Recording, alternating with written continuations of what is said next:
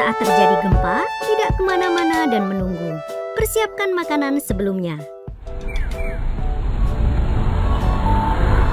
Ya, terima kasih banyak. Kalau ada apa-apa, mohon bantuannya lagi. Bob, boleh bicara sebentar? Ya, ada apa? Saya mau beli air dan makanan hari ini. Ikut ya. Untuk persediaan di kantor. Beli persediaan makanan untuk kantor? Iya, harus. Untuk berjaga-jaga kalau terjadi bencana besar dan kita harus tinggal di kantor. Jadi kalau gempa besar terjadi, apa kita menginap di kantor? Betul. Saat gempa besar Jepang Timur tahun 2011, kereta api berhenti beroperasi di Tokyo dan banyak orang tidak bisa pulang. Karena alasan itu, Perda Metropolitan Tokyo antisipasi bagi orang yang tidak bisa pulang diberlakukan pada April 2013.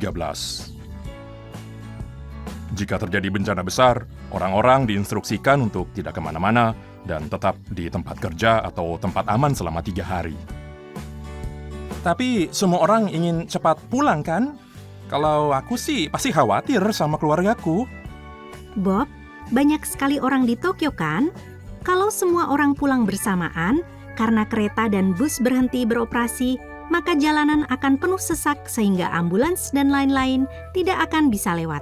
Selain itu, kalau jalan kaki pulang, ada risiko kebakaran atau bangunan roboh yang bisa membuat cedera. Jadi lebih aman kalau tinggal di dalam gedung yang aman. Oh gitu, betul juga ya. Langkah-langkah warga. Jangan memaksakan meninggalkan tempat. Pastikan minimal 2 cara untuk menghubungi keluarga. Langkah-langkah perusahaan.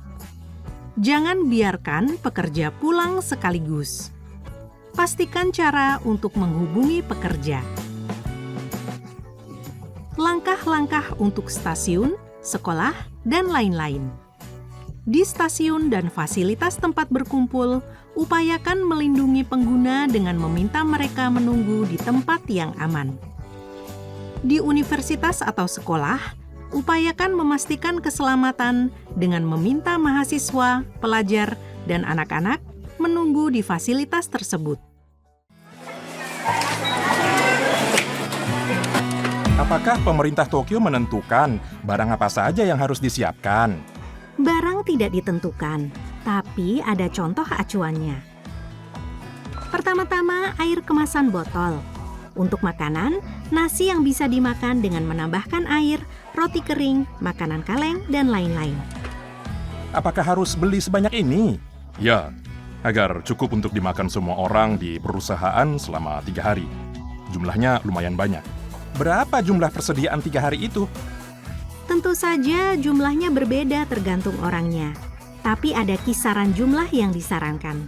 Setiap orang butuh 3 liter air per hari, jadi totalnya 9 liter. Dan untuk makanan, total 9 kali makan selama 3 hari. Oh, gitu. Harus juga mengecek tanggal kedaluarsanya. Malam hari.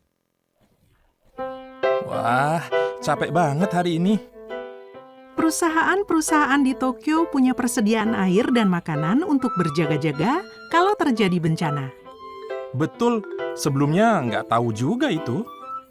Tapi jadi sepi kalau ayah nggak pulang 3 hari.